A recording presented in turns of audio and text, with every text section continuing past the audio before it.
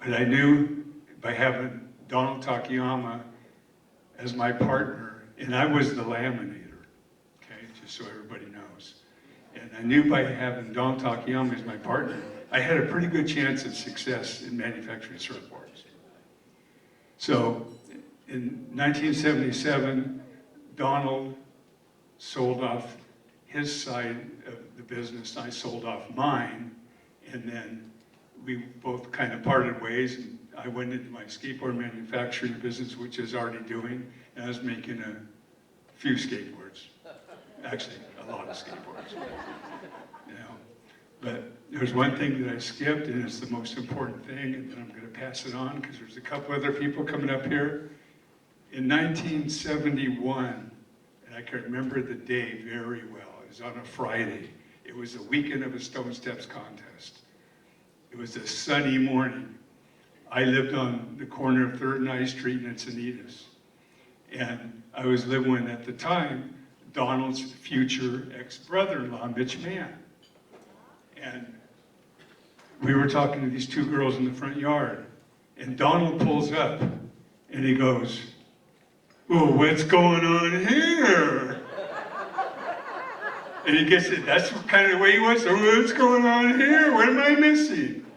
I guess as he's getting out of his car, and I remember I was up on the grassy knoll, and we were laughing, and Mitchie and I were talking to these two girls.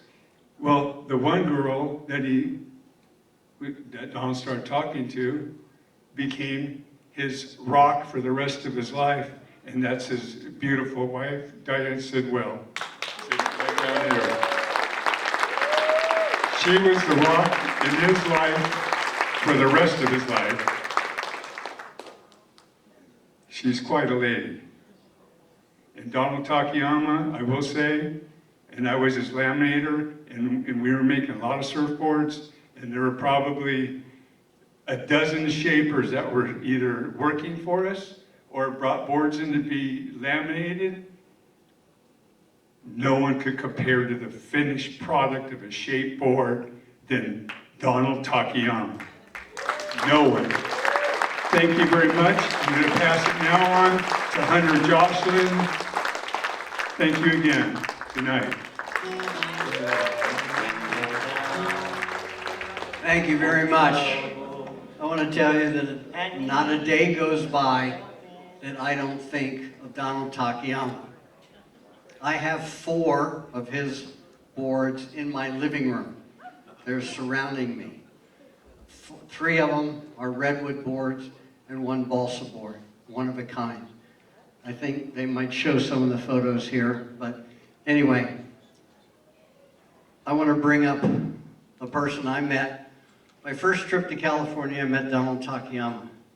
On my second trip, I met David Nuuhiwa. And David can tell you an awful lot about the young Donald. Come on up, David Nuuhiwa.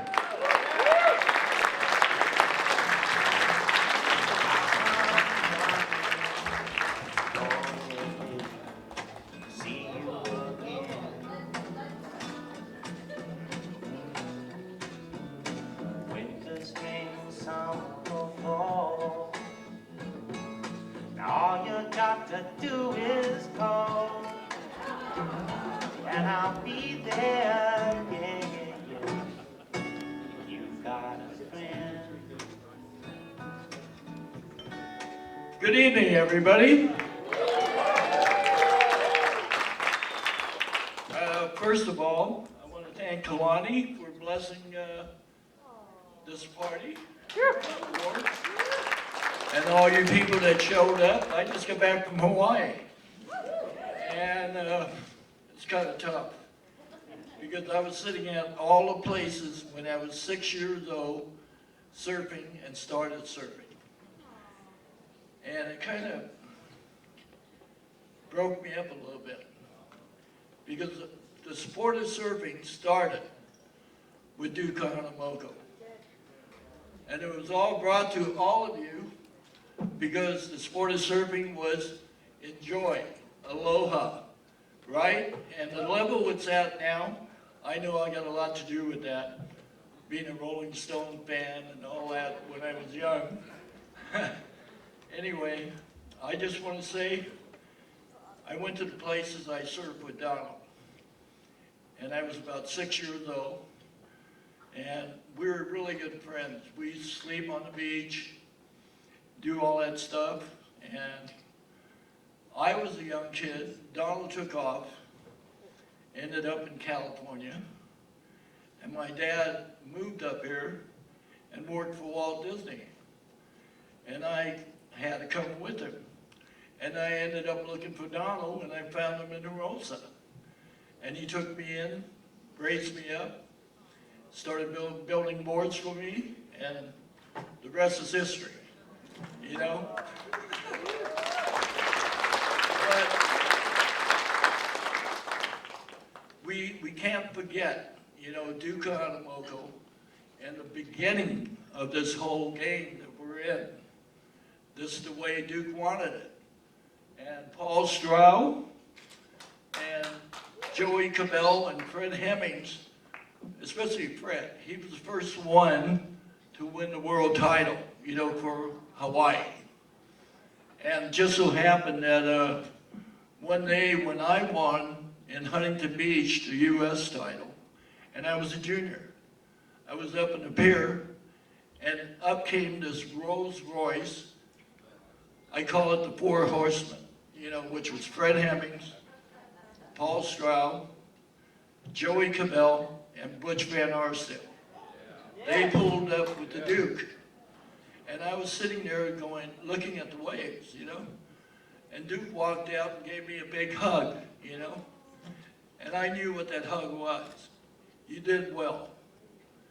And that was the highlight of my whole life. Thank you, people.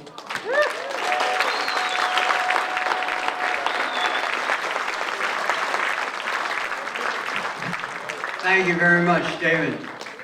So I'm going to tell a quick story before we finish up here. But I want to tell you what a salesman Donald Takayama was. He could sell surfboards. And I think part of it he learned from Dale Velzy. But his most famous line, when you go into his factory and watch him shape a board, is, "I'm shaping this for myself." And you'd look at it and you go, "God, that's awesome. Donald, how about you sell that to me?" No, I really want it for myself. I've been thinking about this for a while. You know it, Joel? How many times you watch this? Because everybody wanted Donald's own board. And it worked over and over again to so many people. Yeah, this one was Donald's. He was the best salesman. He was the most incredible human being.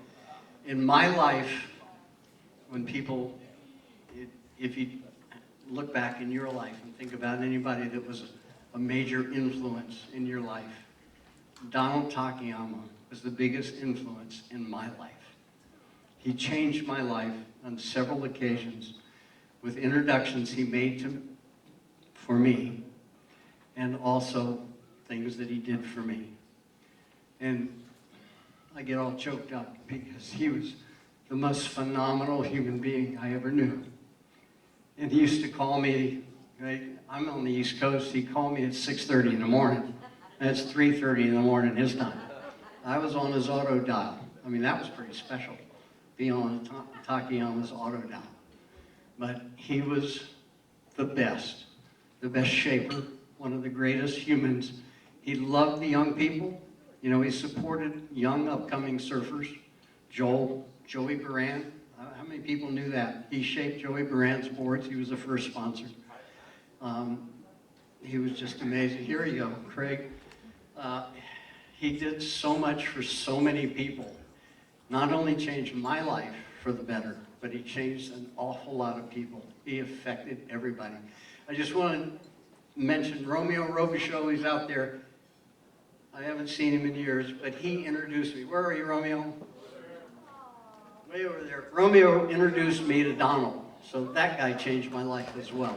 But he was a glasser for Donald at Surfing's New Image, and he's an amazing human being. But to close up, thank you all so much, the California Surf Museum, for honoring Donald Takayama, one of the most amazing surfers, shapers ever in the history of the sport. And I want to bring Sid, please stand up. Leilani, please stand up, because this award is yours for Donald.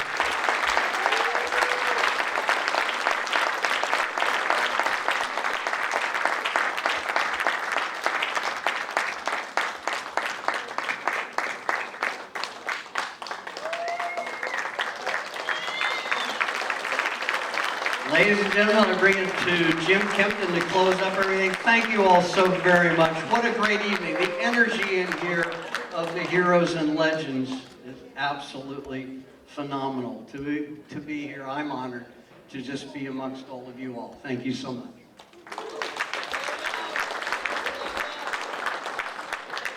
Can you hear this? Yes. Okay. Now for our final honoree tonight. Someone who is near and dear to all our hearts, like all these other gentlemen and ladies that we've been. And to introduce him as someone that, you know, oftentimes we forget about those in the surfing industry who play the parts in the background, like producers and directors do to movie stars. And this is a gentleman who ran Town and Country Surfboards for many years, one of the most humble but most influential guys in the surf industry, and a really great human being himself, Mr. Takayama.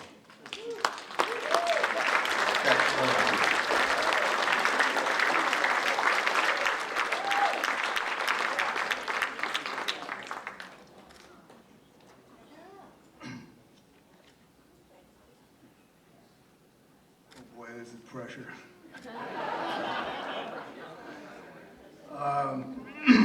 I'd like to thank the California Surfing Museum, Jeff Duclos, of course Jim Kempton, and the entire support team that put this 13th annual surfer gala together. And I'd also like to thank them for giving me the honor to present Tom Morey. A quick description of my relationship with Tom. Our friendship goes back to, all the way back to the old Malibu days, where he was to me, he was one of the top surfers out there, on the same level as the other top Malibu regulars. When Tom moved to Ventura and opened up a surf shop and surfboard factory, I got a call from another very good friend of mine, Bob Cooper, and he said to me, Tom and I would like you to come out and shape some boards for us. And that chance to work with both of those guys, as it turned out, was a great opportunity for me. And I got to know Tom a lot better, and he was such an introspective person about surfboard designs and concepts, and just talking to him many a days on that was just an